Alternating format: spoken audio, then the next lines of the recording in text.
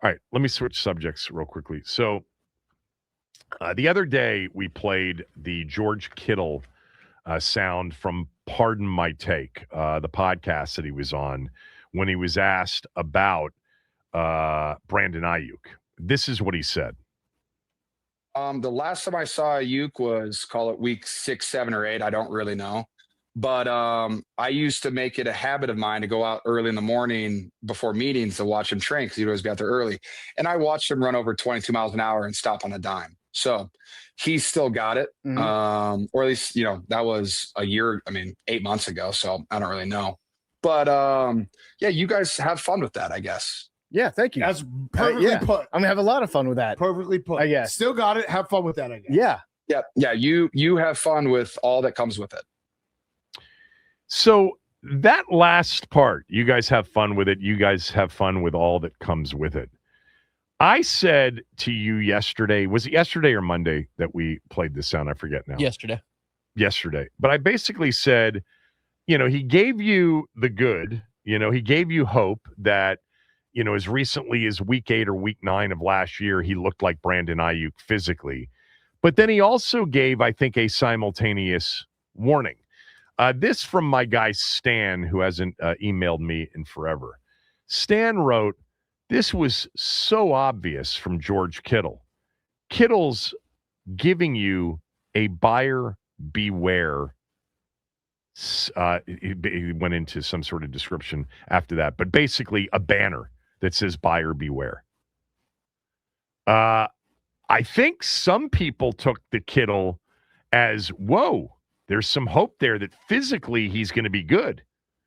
And by the way, he's got a good work ethic. He's the first out there training. Last year, before he went AWOL and before they started voiding all of his money. I don't know. I think that there was as much of a buyer beware. I agree with Stan. I think that there was, hey, he can really go. There's no doubt about it, but be careful with him. Did you hear it that way, Max? That's the way I heard it. Oh, absolutely. Yeah. Okay.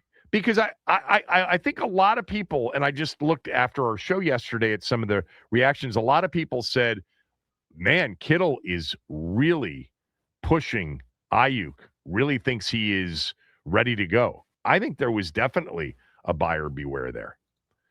I want to play this part of it too. Yeah, you're right. I wouldn't be happy either after a team paid me $130 million. I know that can be, the taxes in California. He's probably like, oh, this sucks. I got so much taxes to pay. More money, more problems, right?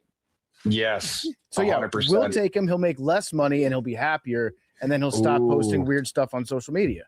Yeah, this is clearly, I mean, I don't know I don't know who was he talking to. So Kittle. he's talking to PFT. PFT's the resident Washingtonian and Washington fan on that show. So he's kind of the one talking about it. But yeah, it's very tongue in cheek. Yeah, there's just a bit of sarcasm there. Yeah, I mean, he didn't make 130 million, but he got paid 50. Damn near. That's a lot of money. And yeah, I mean, it's George Kittle, who is a very optimistic, always has been out in San Francisco teammate and a cheerleader of all, including Jimmy Garoppolo. I remember nobody was a bigger cheerleader for Garoppolo, even when Garoppolo wasn't great. He's essentially saying, yeah, the dude can really go, but beware, because he a bit crazy.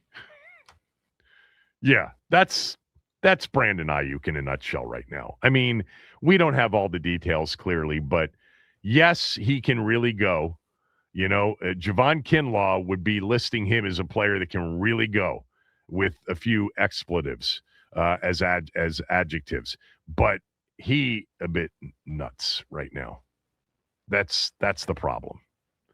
So I saw Sports Illustrated put out like the 3 teams for Brandon Aiyuk and projected 2026 stats for Brandon Aiyuk.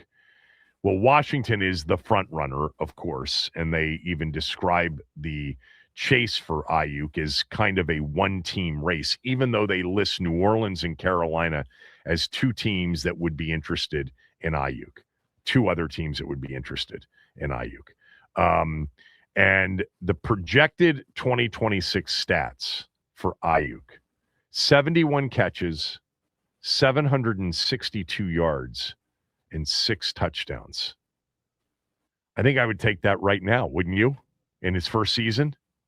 Because let's, say that Terry's at 70-something and 900-plus yards with a true number, a 1A. Don't ask me to put them in order, which is 1 and which is 1A, because I don't want to upset everybody, because I don't even know if this guy can even play football.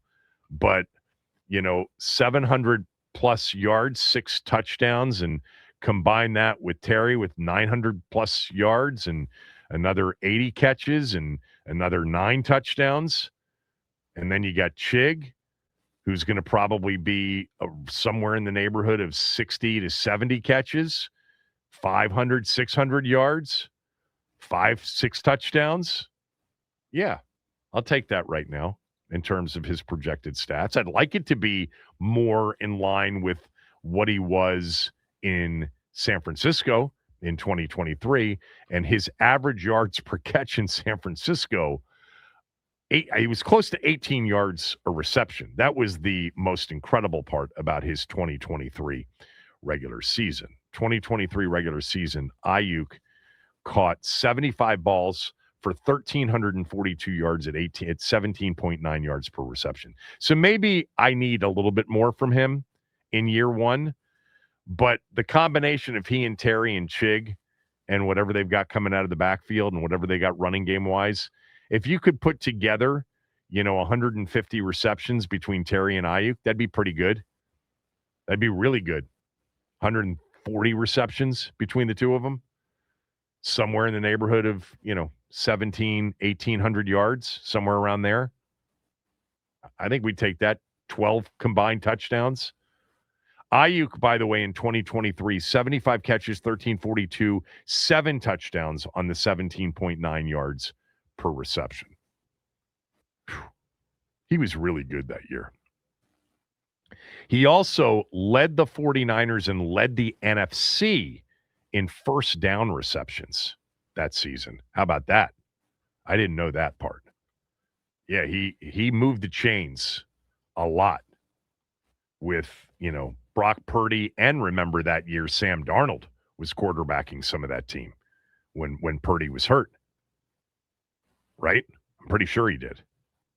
Didn't Purdy miss a couple of games and Sam Darnold was the backup, or am I thinking of a different backup for them? Was it Josh Johnson? It was Mac Jones, I think, is who you're thinking Mac of. Jones. No, Sam Darnold. In 23? In 23. Oh, Sam yes, Darnold. that was Sam. Yeah. 22 was Garoppolo. Yes. And Purdy. Yeah, because Purdy, yeah. You're 24 is the season you're thinking of. It was no, it wasn't even Josh Johnson. It was Josh Dobbs. Oh, yeah, man. What a run on backup quarterbacks the Niners have had. I feel like Josh Johnson's been everywhere. He's pretty much literally, yeah. And some twice.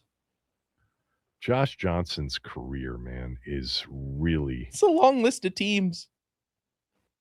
Not to mention, I'm pretty sure he played in that UFL, too. Sure did. Where is he right now? What team is he on now? Cincinnati? Right. Oh, my God. Look at his resume. It's unbelievable. He got drafted in the 5th round by Tampa in 2008. Tampa Bay, 49ers, the Sacramento Mountain Lions, have no idea. Cleveland, Cincinnati, San Francisco, back to Cincinnati, Jets, Colts, Bills, Ravens, Giants, Texans, Raiders. Then here's the thing that I remembered. San Diego Fleet. I think they were in the UFL. Yes. Then the Redskins in 2018. Lions, LA Wildcats. The AAF. My apologies. AAF. 49ers, Jets, Ravens, Broncos, 49ers, Ravens, Washington again, obviously, last year, and now in Cincinnati as a 40-year-old. What has he made during his career? I don't think it's a Chase Daniel career, because Chase Daniel got paid, a couple of times as the premier backup, if not a borderline starter. He's in the Andrew Brandt NFL Business Hall of Fame, all-time business Hall of Fame, making so much money without ever really playing much. I can't imagine there's been a player that's been to this many teams, and so many of these teams more than once. Google AI overview says 13.46 million over his career. Has he played as a quarterback for more teams than anybody else? Yeah, I'm pretty sure. I can confidently say that he has. It looks like if you count up every team, it looks like he played for at least half the league, because several of those teams are 2 and 3 times. Cincinnati, Washington, Baltimore, San Francisco, Denver, the Jets, the Top Lions. player with the most franchise NFL history include Josh Johnson, number 1 at 14 teams. Ryan Fitzpatrick, Josh McCown, Andre Roberts, 9 teams. So it's not even close. Yeah, he's number 1. Number 1 by 14 far. teams Josh Johnson's played for. Jay Gruden, I've mentioned this before. Jay Gruden told me that Josh Johnson's one of the smartest players that he ever coached. And that's what happens when you are that smart. And, oh, by the way, a really good dude, which apparently Josh Johnson is. Teams want you in their locker room, period. They want you in their quarterback room.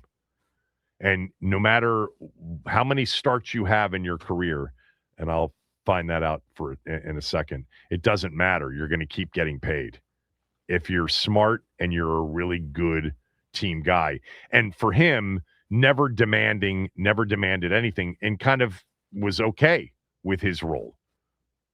You know, he in 10, how many years? Hold on. So ultimately, he's only played in 10 NFL seasons because of the other leagues and time off. He's only started 11 games in his career. 2-9 as a starter. How did we get on Josh Johnson? I have no idea. Kevin Sheehan Show, the Team 980 and the Team980.com.